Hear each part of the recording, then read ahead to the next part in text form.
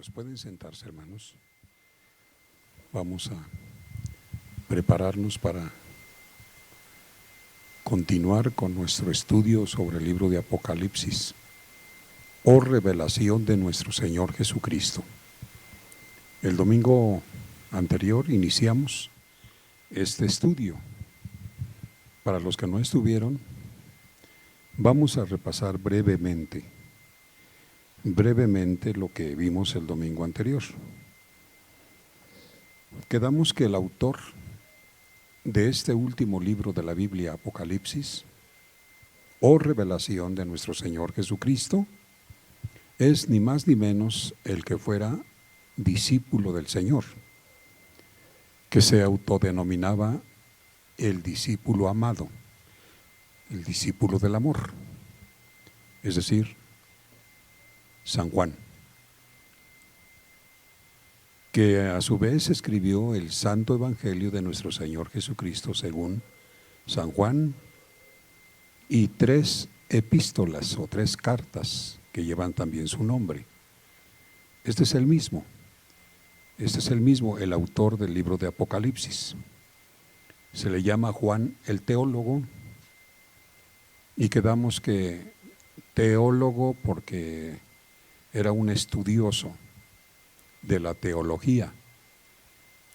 Quedamos que la teología es una palabra compuesta de 2, teos, que significa Dios, un estudio acerca de Dios, y logos o logi, que significa enseñanza, estudio o enseñanza, teología. El apóstol San Juan fue teólogo porque dedicó su vida, parte de su vida, al estudio precisamente de las cosas de Dios.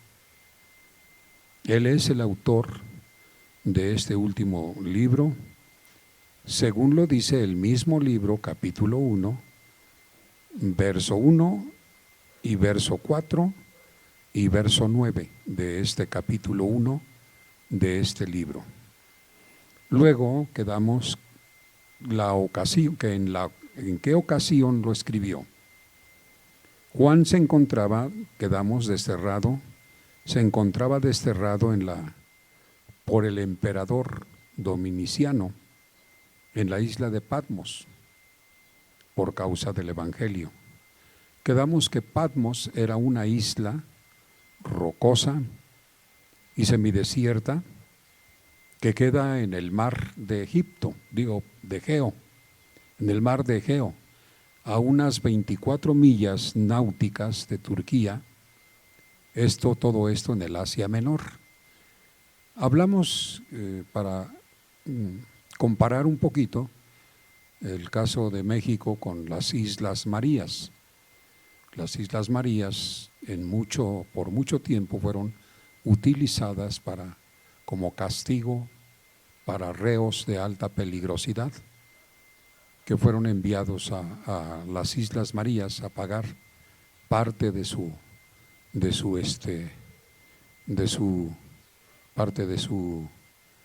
¿cómo se llama? Sentencia, como castigo para presos de alta peligrosidad. Se cree que en esas Islas Marías estuvieron muchísimos narcotraficantes. Bueno, pues esta isla de Patmos, en Asia Menor, en el mar Egeo, era una isla desértica, y allí enviaban a los reos que consideraban de alta peligrosidad por parte del emperador romano. Al apóstol Juan lo mandaron allí por considerarlo un peligro inminente para el poder político romano, y entonces lo desterraron.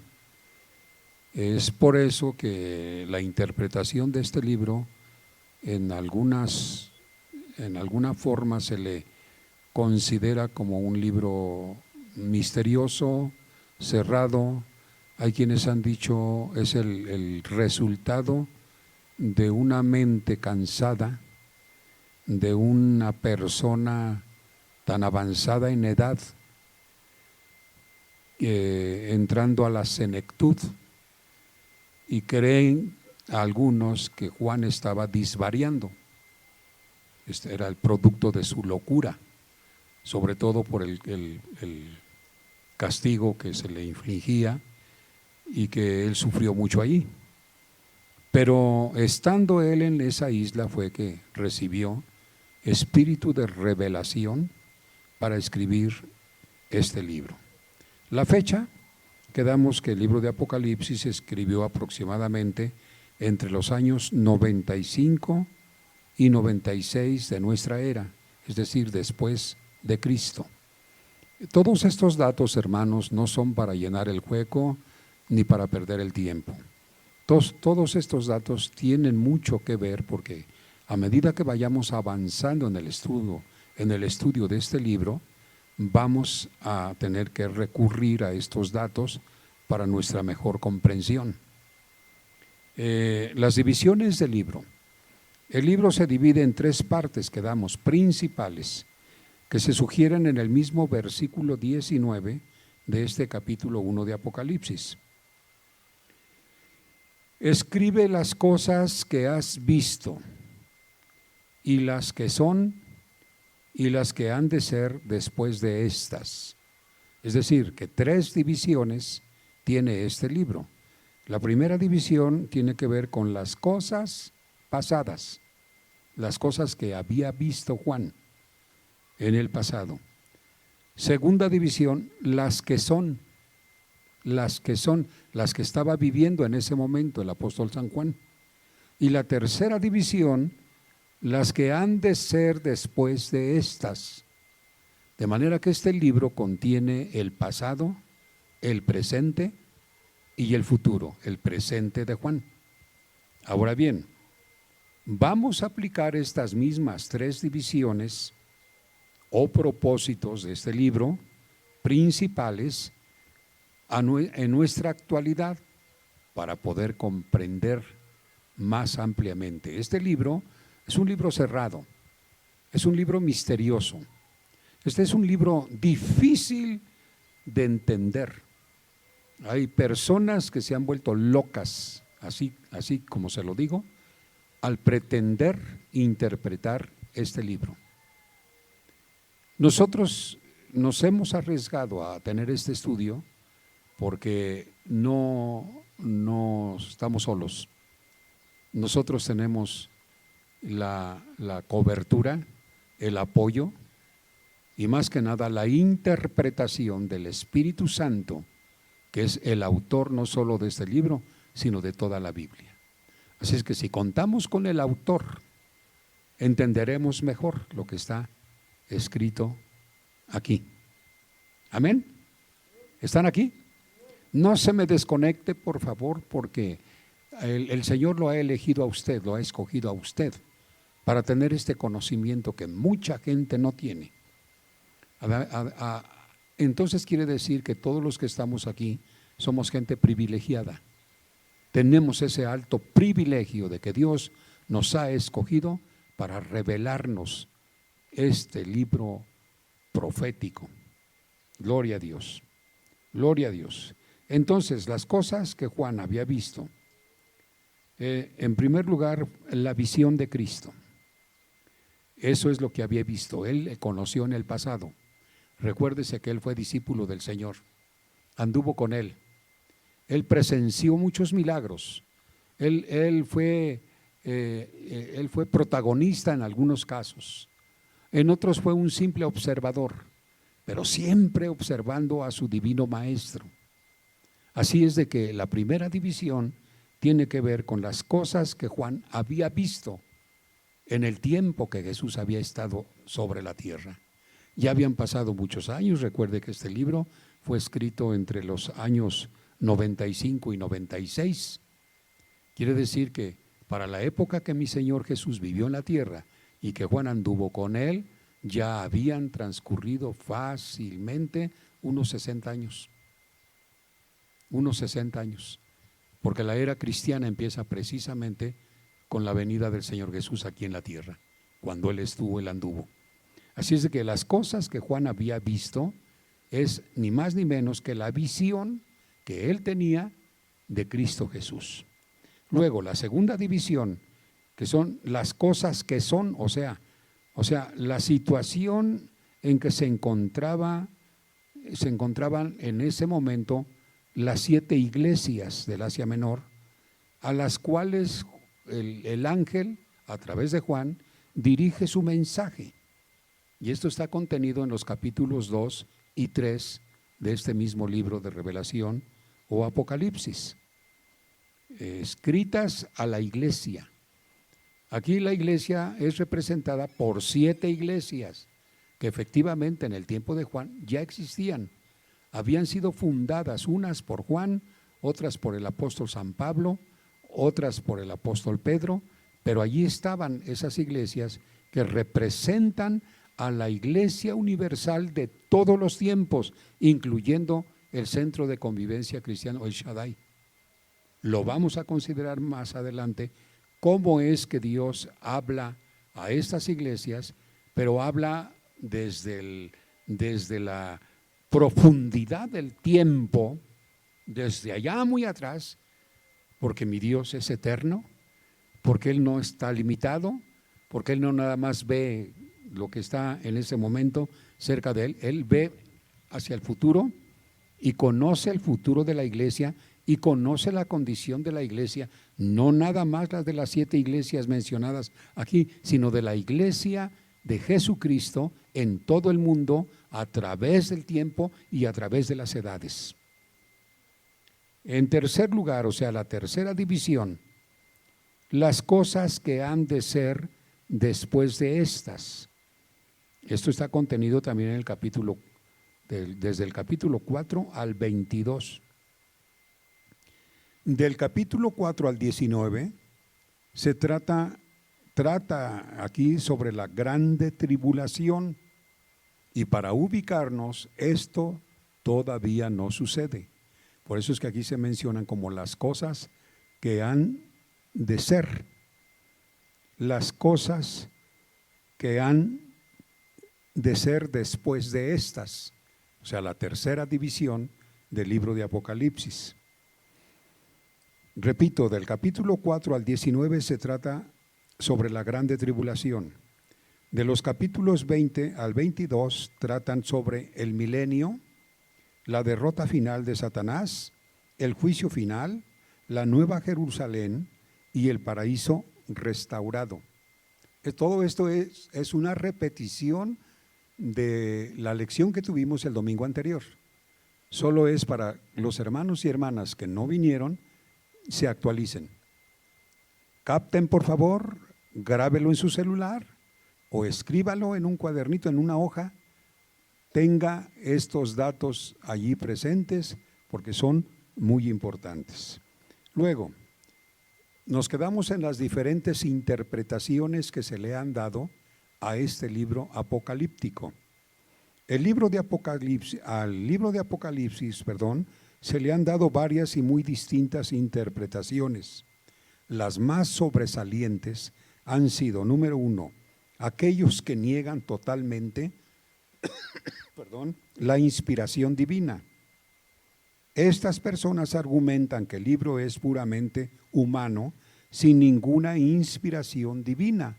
Estos son los que afirman que el libro de Apocalipsis es el producto de una mente calenturienta, una mente en senectud, o sea, una mente vieja, y que estaba tal vez delirando Juan en esa isla, puesto que estaba en ayuno.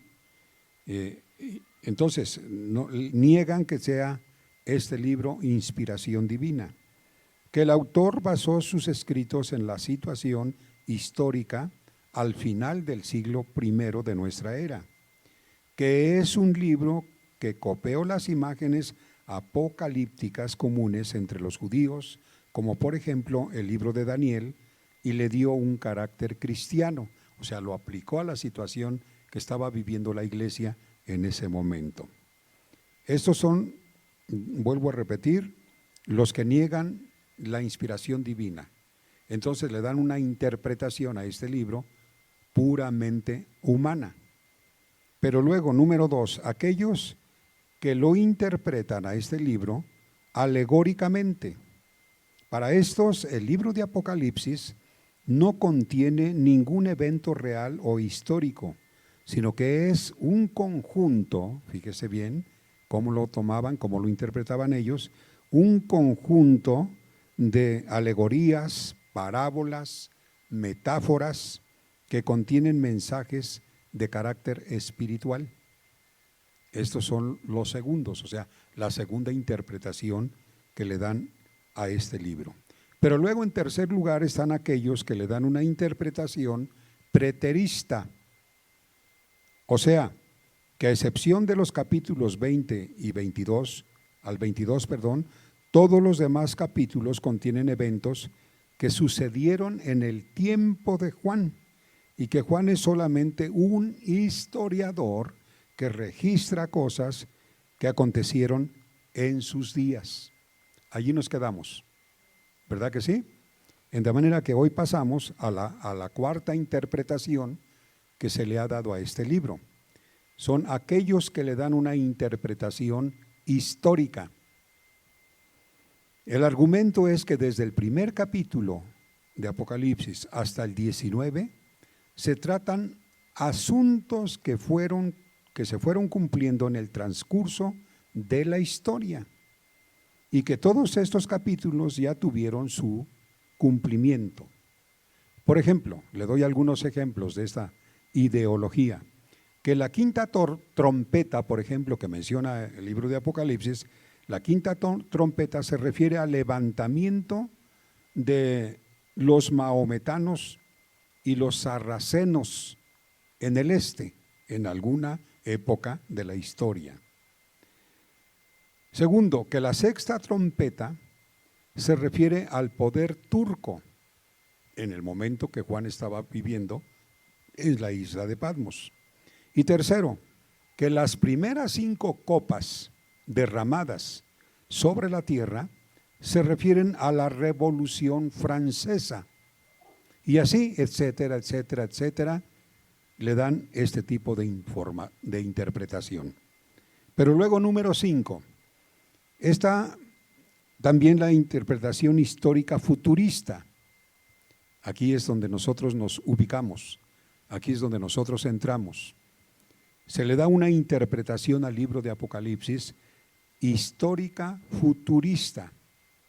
Es decir, que sí fue histórico, pero que contiene profecías que todavía no se cumplen y que van a tener su cumplimiento en el momento que se empiecen a desarrollar todos los eventos que se tengan que desarrollar hasta que llegue el final de los tiempos.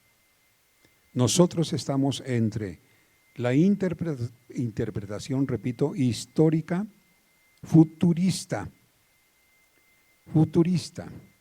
Esta interpretación es más o menos la siguiente: que las 7 iglesias de Asia Menor, es decir, cuando se menciona la iglesia de Éfeso, Esmirna, Pérgamo, Tiatira, Sardis, Filadelfia y Laodicea, que cuando se mencionan estas 7 iglesias, además de ser históricas, representan 7 períodos de la historia de la iglesia a través de los siglos y de los milenios.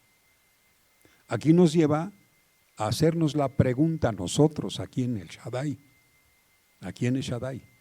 ¿en qué parte de la historia de la iglesia estamos nosotros? Estamos nosotros. Recuerde que el Señor Jesús no ha venido todavía, no ha venido por su iglesia, la iglesia está en la tierra todavía. Entonces, ¿en qué parte de la historia nos ubicamos? ¿Con qué propósito investigamos esto? ¿Para qué queremos saberlo? Porque esto amplía nuestro conocimiento y el Señor quiere que conozcamos. Es decir, que cuando Él habla de crecimiento en la iglesia, crecimiento espiritual, se está refiriendo al crecimiento en cuanto al conocimiento. Recuérdese usted que la Biblia dice que un día el pueblo pereció por falta de conocimiento. Entonces, ¿qué es lo que hace falta para no perderse? conocer. ¿Por qué estamos entonces llevando a cabo este estudio? Para conocer, para crecer. Dijimos hace 8 días, ya esta iglesia de aquí, de este lugar, ya no es una iglesia infantil, ya no son niños espirituales ustedes, ya no deben de tomar leche espiritual como alimento. Ya llegó el tiempo de alimentarnos con alimento sólido, ¿sí? Comparativamente, le diré, una costillita de res, un bistec, un sirloin, un tibún, con sus respectivas verduras, que a un niño esto le haría daño, pero nosotros ya estamos maduros. Entonces, ¿cuál es el propósito del Señor para que estudiemos este libro? Que crezcamos en la gracia y en el conocimiento de nuestro Señor Jesucristo. ¿Cuántos dicen amén? Gloria a Dios. Entonces, ¿en qué quedamos? ¿En qué parte nos ubicamos nosotros? ¿En qué interpretación nos ubicamos nosotros? Repito, en la interpretación histórica futurista. Grábeselo porque al final le hago preguntas. Ese es el chiste, para ver qué tal estamos aprovechando este estudio. No se espante, no se espante. Si usted pone su atención, usted va a contestar satisfactoriamente. ¿Dicen amén? Entonces quedamos que las 7 iglesias de Asia Menor, además de ser históricas, representan 7 períodos de la historia de la iglesia cristiana de todos los tiempos. Por ejemplo, ahí le voy, anótele o ponga toda su atención. Se menciona primero la iglesia de Éfeso. A esta iglesia de Éfeso se le denomina iglesia apostólica. Año 30 al año 100 después de Cristo. Repito, Éfeso, iglesia apostólica. Año 30 a 100 después de Cristo. ¿Por qué iglesia apostólica? Porque todavía vivían los apóstoles, porque fueron ellos los que dirigían a las iglesias, los apóstoles, conforme al mandato que el Señor Jesús les dio antes de ascender. La voluntad de Él fue que sus apóstoles continuaran con la obra, la fundación de la iglesia.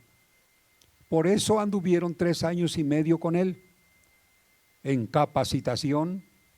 Ellos eran los discípulos y el Señor Jesús era el maestro que los estaba capacitando, preparando para que cuando Él se fuera, los apóstoles se quedaran para continuar la obra que Él inició sobre esta tierra. Y todavía en el año 100, nótelo, todavía Juan el teólogo está en la isla de Patmos, más o menos en los años 95 y 96. Y muchos apóstoles vivieron después del siglo I. Por eso es que a la iglesia de Éfeso, que es la primera que fundaron, que no solo fue fundada por el apóstol San Pablo, porque fueron varios los colaboradores que él tuvo allí, se le denomina como la iglesia, ¿qué dijimos? ¿Qué pasó? ¿Ya se me desconectaron tan pronto? La iglesia apostólica, porque los apóstoles todavía existían. Luego, escribe el ángel a la iglesia de Esmirna. A esta iglesia se le denomina la iglesia perseguida. De por sí, la persecución vino mientras los apóstoles todavía estaban en la tierra, pero una vez que faltaron ellos, esta persecución se intensificó en contra de la iglesia cristiana. Por eso es que a la iglesia de Esmirna se le denomina como la iglesia perseguida, del año 100 al año aproximado de 313 después de Cristo.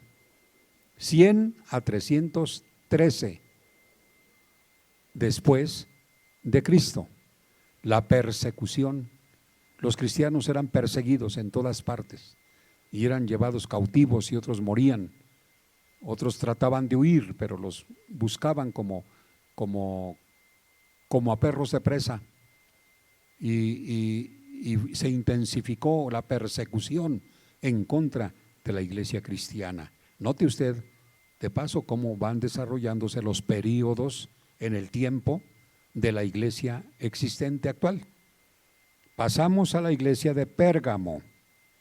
Pérgamo, a esta iglesia se le denomina iglesia estatal.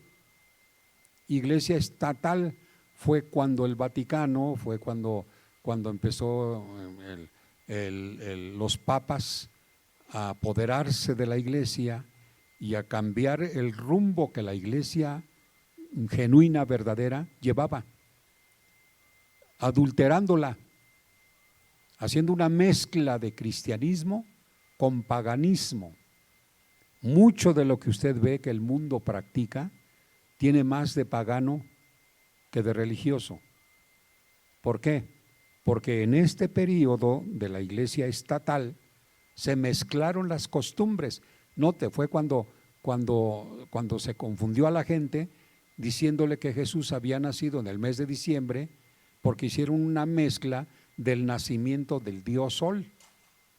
Los paganos celebraban el nacimiento del Sol y lo representaban al Sol por medio de esferas y todos los adornos que se le ponen en esa época de Navidad, entre comillas, que no tiene nada de Navidad con natividad, porque eran costumbres paganas, y se les dijo que Jesús estaba representado en un muñeco de cerámica, de plástico, de barro, y empezaron a adorar.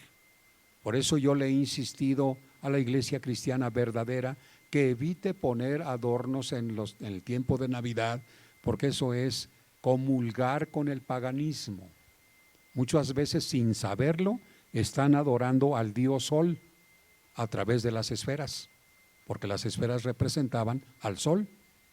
Usted pone un arbolito y lo adorna con esferas, está usted poniendo ídolos allí, y luego todavía canta villancicos navideños allí, está usted rindiéndole alabanza al dios Sol. Y así como eso, otras costumbres paganas que tuvieron su lugar precisamente, o su inicio, dentro de este periodo del año 313 al año 590. Recuerde usted que en cuestión de fechas bíblicas, todas son aproximaciones. Nunca se puede hablar de exactitud. Así es de que aproximadamente del año 313 al 590 después de Cristo, se le escribe a la iglesia de Pérgamo, que representa a la iglesia estatal. Y luego sigue la iglesia de Tiatira.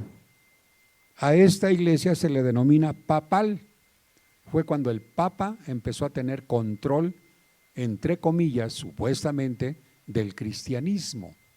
Y entonces ordena las cruzadas para obligar a la gente a convertirse al paganismo o romanismo o catolicismo. Por eso se llama la iglesia babilónica, la gran ramera, se le denomina iglesia católica, apostólica, no cristiana, sino romana. Iglesia apostólica romana. Apostólica porque le van más a los apóstoles que a Cristo. Romana porque allí nació, allí se fundó el Vaticano. Dentro de un estado, otro estado. Porque ahora resulta que el Vaticano es un estado con todos los derechos políticos, que está dentro de la nación de Roma, o sea, de Italia. Nace el papismo o la papisa, y fue un escándalo rotundo porque en esa época aparecieron los Borgia. ¿Quiénes fueron los Borgia? El primer papa se apellidó Borgia y él tuvo una familia bastante escandalosa. era una familia que recurría a los placeres, aprovechando el papado de su padre. Y hay mucha literatura histórica que habla de los Borgia, César Borgia, Rodrigo Borgia, Lucrecia Borgia, que Lucrecia Borgia se echaba, se descabechaba, o sea, ¿cómo le puedo llamar? Un hombre diario. Un hombre diario entraba a su recámara por la noche y amanecía por la mañana en la calle contigua, destrozado, despedazado, muerto. O sea, los usaba y los desechaba. La hija, o sea, Lucrecia Borgia, la hija de este papa. Y luego su hermanito, que también sacaba la cara por él. Bueno, fue una historia bastante escandalosa. O sea, lo peor que ha sucedido en la humanidad se le otorga a esta familia por ser bastante escandalosa. Escúcheme esto, dentro de ese papado que le estoy mencionando, que nos estamos refiriendo a Tiatira, la iglesia papal, en los años 590 a 1517, en ese periodo, también surgió una papisa. O sea, póngame atención, el reglamento de la Católica Apostólica Romana, o remona, como usted quiera, era que nada más fueran papas hombres, masculino. ¿Pero qué cree? La historia registra que hubo una mujer papa, por eso se le llama papisa, y que nadie se dio cuenta, porque obviamente ella siempre actuó dentro del Vaticano como hombre, se vestía como hombre, se rapaba la cabeza como hombre, actuaba como hombre, pero era una mujer. Debajo de esos hábitos de papa existía una mujer. Y hubo un escándalo. Si los Borgia ya habían manchado el prestigio del papado, imagínense con esta papisa, porque tuvo sus relaciones sexuales en secreto dentro del Vaticano y se embarazó. Y mientras estaba embarazada siguió fungiendo como papa, pero llegó el momento en que ya no pudo ocultar la prueba del delito, y entonces empezó a haber sospecha de que el papa era la papa, pero nadie le pudo descubrir nada, porque recuérdese que un papa es como un presidente que está rodeado de un aparato de seguridad. Nadie podía acercársele a ella, pero sucedió lo que nadie esperaba. Mientras el papa, o sea ella, se llamaba Juana, iba viajando en el caballo para trasladarse de una provincia al Vaticano, ocurrió que llegó el momento del parto, y entonces cayó del caballo y dio a luz, y se acercaron sus colaboradores más cercanos para ocultarla, pero es evidente, el bebé empezó a llorar, y el chillido hizo que todo mundo supiera que acababa de nacer un bebé de la papa.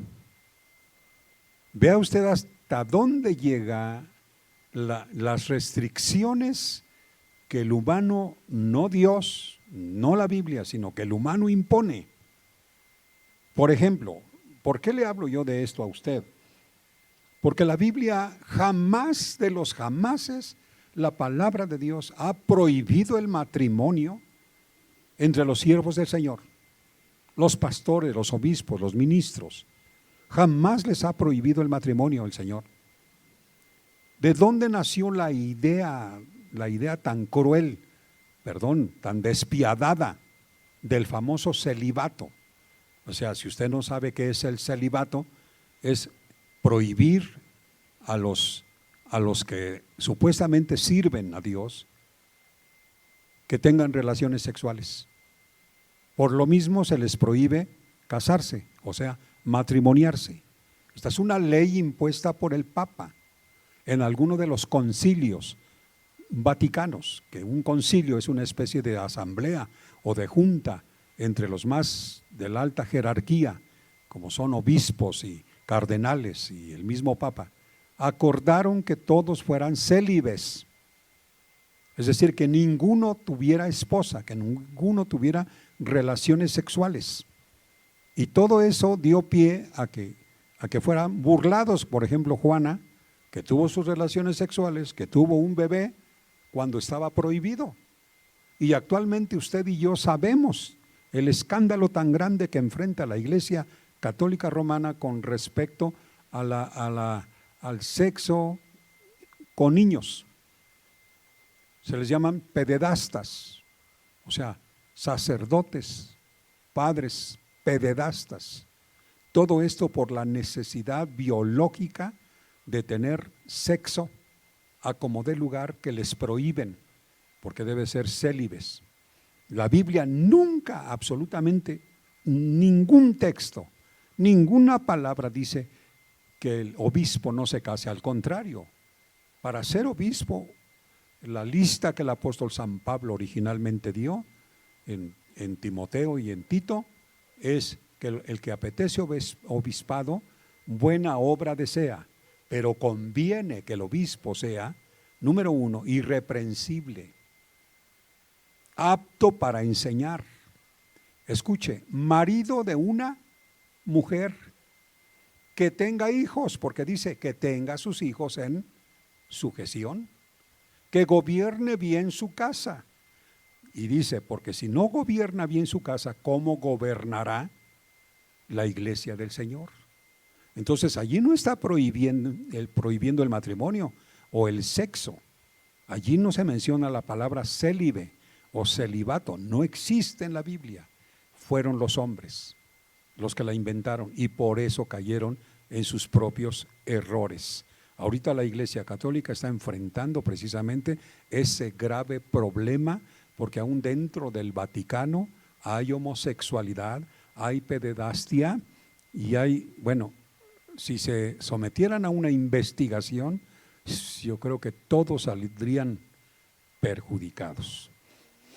Allí es donde empieza todo con la iglesia de Tiatira, que es la iglesia papal, repito, en los años 590 a 1517 después de Cristo. Póngame atención, lo que le estoy dando apenas es una entradita, porque más adelante vamos a ver más a profundidad, a analizar y a sacar la enseñanza que el Señor quiere para nosotros en los mensajes que fueron enviados a estas iglesias. Un mensaje, una predicación, un sermón para cada iglesia. Y vamos a entender mucho con esto que le estoy explicando ahorita. Cuando ya entremos en ese estudio de las iglesias, vamos a entender mucho y vamos a razonar y vamos a decir, con razón, Dios a través del ángel les habla así, porque les está hablando a los papas, como le estoy dando esta adelantadita.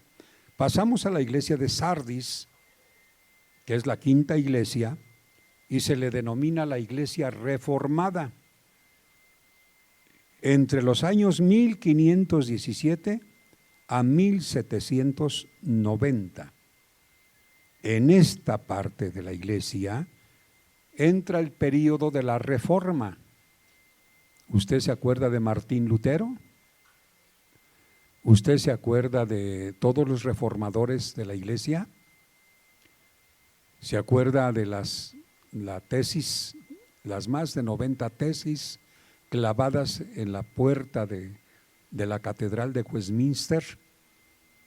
La principal o las principales reformas que Martín Lutero, con todo su movimiento, exigía al papado, era precisamente que se dijera, que se predicara, que se enseñara, que se mensajeara, que se atalayara a la gente y se le dijera cómo se consigue la salvación realmente, porque hasta ese momento la católica romana estaba vendiendo indulgencias, estaba vendiendo la salvación, se les imponían cargas a las feligresías más grandes que las que podían llevar, como por ejemplo las penitencias, como por ejemplo cuando alguien entraba en una enfermedad, ¿cómo se le llama? Que ya la última enfermedad, ¿qué?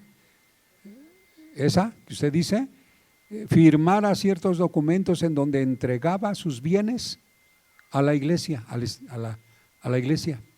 Es así como la iglesia católica se volvió multimillonaria, con una gran fortuna, a costa de la gente que agonizaba y que les obligaban a entregarle sus bienes. Pero eso no era todo. Se alegaba que la salvación se conseguía por obras, no por gracia, sino por obras, puras obras, puras obras. Y fueron tan descarados los que enseñaban que les decían: si tú me das tanto de dinero, yo consigo que tú seas salvo y que tu alma no se pierda, no se vaya al infierno, pero que se vaya al cielo, por una cantidad de dinero. Entonces la principal petición que exigía, en este caso Martín Lutero, fue que se dijera claramente que la salvación se consigue no por obras para que nadie se gloríe, conforme a lo que dice la palabra de Dios, porque nuestras mejores obras son como trapos de inmundicia. No es por obras, dice el apóstol San Pablo, sino por gracia. Dice: por gracia sois salvos. ¿Qué es gracia? Es un don de Dios, es un regalo de Dios gratuito. No se le debe cobrar a nadie por los asuntos de salvación. Favor de no confundir: cuando una iglesia pide ofrendas o diezmos, no está pidiendo que den dinero para que sean salvos, de ninguna manera. Las ofrendas, los diezmos, los donativos especiales que se dan en un lugar sirven para llevar adelante la obra del Señor, como usted se está dando cuenta en este lugar. Ya estamos en proceso de instalar nuestro nuevo techo, y esto tiene obviamente un costo económico muy fuerte, que no solo es el material, es la mano de obra. ¿De dónde sale todo esto? Nosotros no tenemos quien nos patrocine, no tenemos quien nos financie. Entonces decía un pastor antiguo al hermano Carlos Vázquez, le decía: hijo, no te preocupes, del mismo cuero salen las correas. ¿Usted qué cree que quiere decir esto? Que del mismo cuero salen las correas. Digo, aplicado a nuestra condición. Que de la misma iglesia salen los gastos que se llevan a cabo, ¿sí?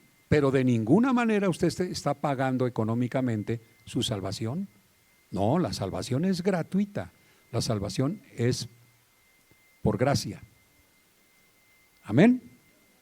El justo se salvará por gracia y por fe, por fe. Amén. Y entonces las obras, ¿qué pasa? Las obras son el resultado de la fe. Si usted dice que tiene fe, entonces va a tener buenas obras. Si usted tiene buenas obras y no tiene fe, de nada le sirve. Nuestras buenas obras son el resultado de nuestra fe en Cristo. Buenas obras, ¿como cuáles? Como traerles de comer a los trabajadores. Es una buena obra, es el resultado de su fe. Dice la palabra de Dios que la fe sin obras es ¿qué? Es muerta, es muerta. Entonces, aquí me han demostrado algunas familias, porque nos han traído de comer ahora esta semana, 2 semanas que hemos estado trabajando, que son sus buenas obras, el resultado de su fe en Cristo Jesús. Dicen amén. Le voy a decir algo muy importante. Las buenas obras Dios las toma en cuenta cuando son, repito, el resultado de nuestra fe. Y entonces sus obras aparecen en uno de los libros que Dios lleva en el cielo. El primer libro, indiscutiblemente, es el libro de la salvación. Inmediatamente que una persona acepta a Jesucristo como su Salvador, el Señor escribe su nombre en el libro de la vida. Entonces ese libro se llama el libro de la vida. Pero luego maneja otro libro, y ese es el libro de las obras. todas las obras que hacemos, buenas o malas, el Señor las toma en cuenta y las escribe en el libro de las obras. Favor de poner su atención aquí. Si sus obras son malas, pero usted no había aceptado a Jesucristo como su Salvador, en el momento que usted acepta a Cristo, sus obras malas son borradas. Él las borra, no se vuelve a acordar de ellas. Y luego le anota en el libro de las buenas obras, porque ahora las buenas obras vienen a ser el resultado de su salvación y de su fe en Cristo Jesús. Entonces la comidita que diariamente nos trajeron, parece que nadie se dio cuenta, nadie supo, no se preocupe, Dios lo está tomando en cuenta. Dice el Señor, por cuanto me diste de comer, ándale. Y no solo me diste de comer, me diste de beber. Y le dirán, Señor, ¿cuándo? ¿Dónde? No, yo no te di a ti. No, dice, por cuanto lo hiciste a uno de estos pequeñitos. El chalán, el ayudante, el que le ayuda a arrimar el material al maestro que está arriba. Estos son los pequeñitos del Señor.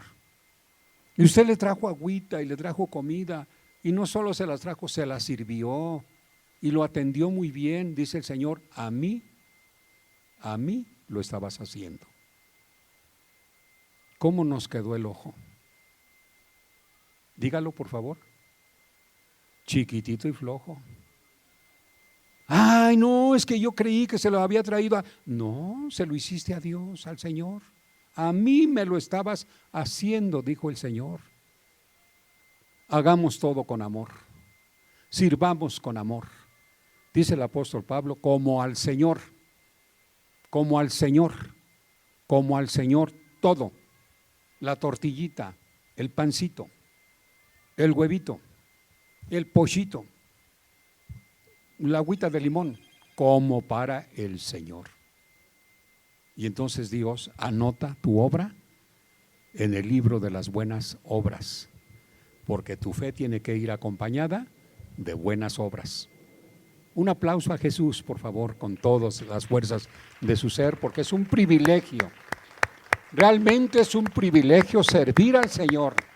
No solo se le sirve desde este lugar, con una guitarra, con un micrófono, con una alabanza, o con una enseñanza, con una predicación. Se le sirve a Dios de muchas y variadas formas. Dios nos da la oportunidad de hacerlo. Gloria a Dios y gloria a Dios. Entonces, esta es la iglesia reformada. Se dejaron de fábulas, se dejaron de ignorancia, y la iglesia entró a un estado reformado. Es más, se daban las misas en latín, y a partir de la reforma de la iglesia, en latín y de espaldas, se volteó el sacerdote a ver a la gente de frente y se le empezó a predicar y a enseñar en su propio idioma. La imprenta de Gutenberg, que fue la primera imprenta en el mundo, dedicó su imprenta, Gutenberg, a elaborar, a hacer la primera Biblia en los diferentes idiomas, entre ellos el castellano o español. Y luego se le hicieron copias. Y luego se preocuparon porque cada familia tuviera su Biblia, cuando anteriormente eso era una herejía. La gente que tenía una iglesia, una Biblia era perseguida. Recuerde usted la hoguera, recuerde usted la Santa Inquisición, cómo mataban a la gente, porque violaban sus reglas de ellos. Se habían apropiado de la Biblia para ellos y no dejaban que el público la leyera. Pero a partir de la reforma de la iglesia se empezaron a sacar copias y todo el mundo empezó a leer su Biblia y a darse cuenta en dónde estaban exactamente los errores de la iglesia. Por eso se le llama la iglesia reformada. Repito la fecha, de 1517 a 1790. Y en sexto lugar tenemos la iglesia de Filadelfia. Filadelfia. Después de que fue reformada la iglesia, entonces vino una especie, una ola de avivamiento sobre toda la verdadera iglesia y se empezó la iglesia a movilizar y empezaron a salir de los templos y empezar a predicar en las calles, y de parte de naciones económicamente poderosas se enviaban misioneros a los lugares más lejanos como el continente africano, al sur del continente africano.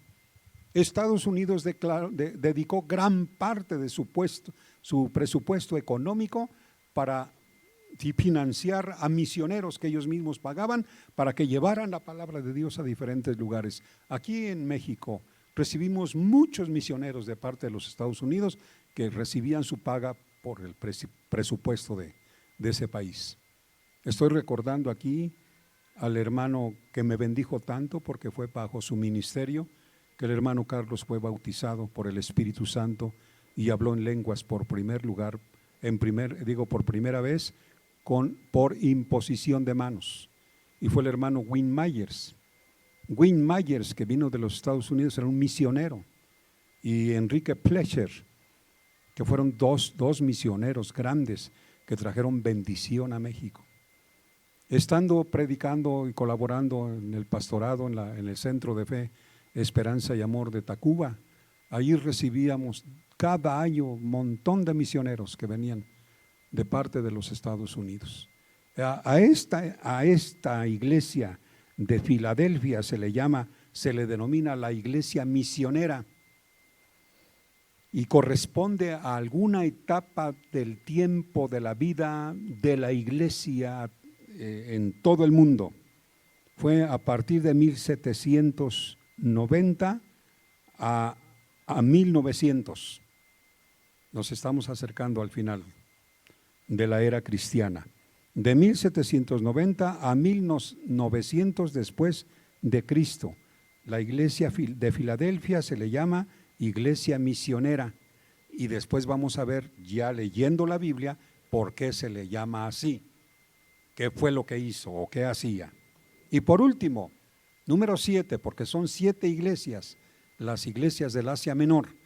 Repito, primero Éfeso, luego Esmirna, Pérgamo, Tiatira, Sardis, Filadelfia y por último Laodicea. Laodicea, a esta se le llama, qué pena, qué vergüenza, qué triste, se le llama la iglesia apóstata. La apostasía vino a la iglesia e hizo que muchos hermanos se retiraran de las iglesias, se volvieran atrás, después de haber estado tan bien en su primer amor, se enfriaron y se volvieron atrás. Y a esta iglesia de la Odisea se le llama la iglesia apóstata, que fue a partir del año de 1900 para adelante. Y tal vez todavía a estas fechas, 2021, todavía nos alcance la apostasía. Ojo, hermanos, el que piense estar firme, mire que no caiga. Sé fiel hasta la muerte, dice el Señor, y yo te daré la corona de la vida. Caerán 1000 y 10,000 a tu diestra, mas a ti no llegará. ¿Por qué? Porque estás firme, porque eres fiel, fiel hasta que el Señor venga por nosotros. De manera que esta palabra apostasía o apóstata, rechácela, no la reciba. Diga, no recibo, yo no recibo esa palabra, porque yo no voy a ser un apóstata, no me voy a volver atrás. Seré fiel al Señor.